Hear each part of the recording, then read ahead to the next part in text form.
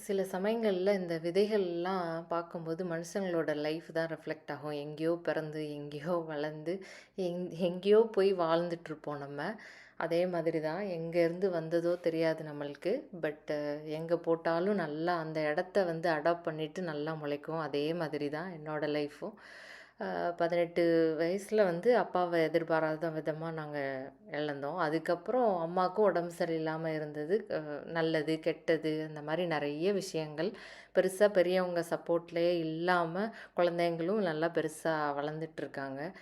அ அந்த இந்த மாதிரி நேரத்தில நம்மளுக்கு ஒரு சக்தியா இருக்கிறது, நமக்கு பின்னாடி இருக்கிறது வந்து ஒரு இறை சக்தி தான்றத நான் வந்து மனப்பூர்வமா நம்புறேன்.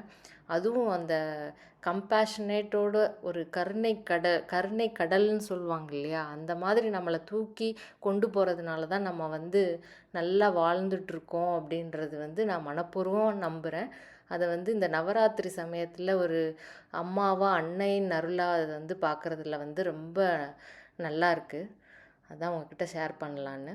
Thank you all.